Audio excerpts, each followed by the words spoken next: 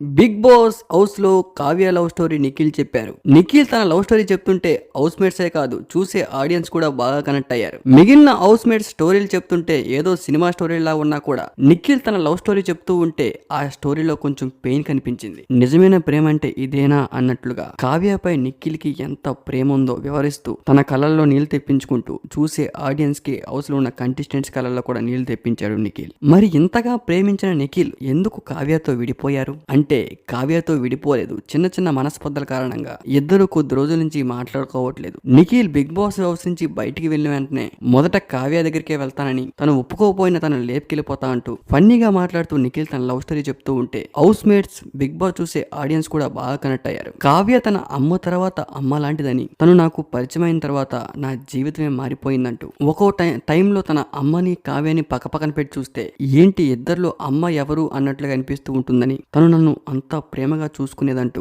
ఇద్దరి మధ్యలో చిన్న చిన్న గొడవలు వచ్చాయి. అందుకే కొద్ది రోజులు దూరంగా ఉంటూ ఉన్నాం. హౌస్ లోకి ఎంట్రీ ఇచ్చినప్పుడు కూడా కలుద్దాం అనుకున్నాం, కానీ కుదరలేదు. కానీ బిగ్ బాస్ నుంచి బయటికి వెళ్ళిన వెంటనే తనని ఖచ్చితంగా కలిసి తనకి సారీ కూడా చెప్తా అంటూ, తనకి నిఖిల్ మధ్య గొడవలో తన తప్పు కూడా ఉంది అంటూ, తనని కావ్య అర్థం చేసుకున్నంతగా ఎవరు కూడా అర్థం చేసుకోలేదంటూ నిఖిల్ కావ్య లవ్ స్టోరీ చెప్తూ ఎమోషనల్ అయ్యారు. నిఖిల్ కావ్యతో ఉన్న లవ్ స్టోరీ చెప్తూ ఉంటే యష్మి మొహం మాడిపోయింది. ఇక చూడాలి నిఖిల్ చెప్పిన లవ్ స్టోరీకి కావ్య మనసు మార్చుకొని నిఖిల్ బిగ్ బాస్ హౌస్ నుంచి బయటికి వెళ్ళగానే గ్రాండ్ వెల్కమ్ ఇస్తుందో లేదో.